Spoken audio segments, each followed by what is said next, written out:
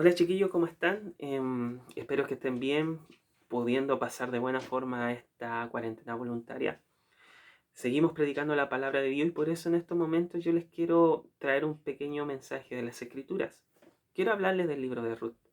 Me parece interesante hablar de este libro porque cuando leí por primera vez esta historia me pareció un sinsentido. ¿Por qué un sinsentido? Porque era una simple historia de una mujer que pierde a su marido y termina casándose nuevamente.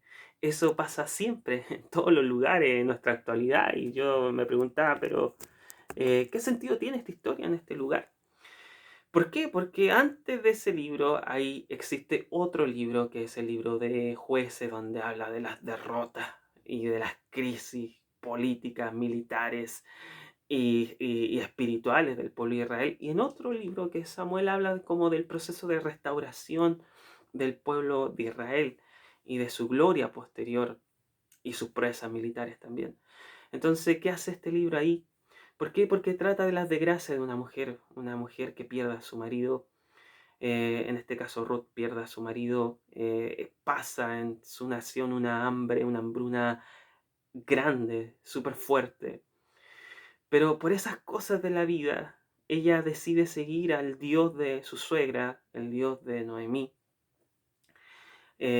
Ruth decide seguirla y la acompaña a la nación de Israel, a la nación del Dios de Israel, a la nación de Jehová. En esa nación empieza su vida desde abajo, solamente viviendo de lo que sobraba en las cosechas. Pero en ese entretanto conoce a un hombre adinerado y posteriormente se casan, tienen hijos y pareciera que la historia terminara y fueron felices para siempre. Típica historia, típico cuento. Pero este libro va más allá porque yo entiendo que habla de algo que es la soberanía de Dios. La soberanía de Dios en medio de la aflicción, en medio de la dificultad y en medio de las crisis. Porque en medio de la hambruna y en medio del dolor de perder un marido, uno se da cuenta que el plan de Dios se cumplió, se casa y se casa nada más ni nada menos con el abuelo tatarabuelo del rey David, que iba a restaurar la nación de Israel, y se casa y es parte de la genealogía de Jesucristo. Esos son los planes de Dios. ¿Qué trata de enseñarme a mí, Noemí? Ruth, ¿qué trata a mí de enseñarme esta historia?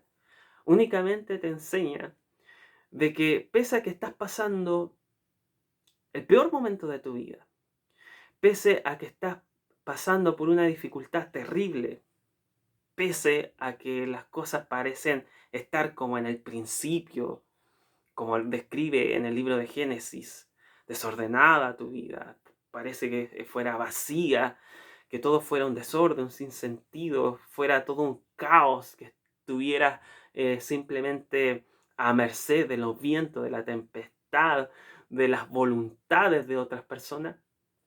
Yo te quiero decir de que estás en la tormenta perfecta. Estás en el plan y en el propósito de Dios. Dios tiene un plan, Dios tiene un propósito y yo te animo a que confíes en Él. Te animo a que ores en medio de la dificultad. Te animo a que leas las escrituras. Te animo a que tengas fe. ¿Qué pierdes con tener fe? Nada. Cree, mantente firme. Agárrate mientras el bote se dalea de un lado al otro, agárrate del bote, del mástil, amárrate la cintura y mantente firme. Mantente firme porque los planes de Dios y los propósitos de Dios van más allá de las circunstancias. Bueno, no voy a cortar el video porque se cayó la cámara, pero eso es lo que te quiero decir. Los planes y propósitos de Dios van más allá, de las circunstancias. Ya, terminamos. Los planes y los propósitos de Dios van más allá de cualquier cosa. Adiós.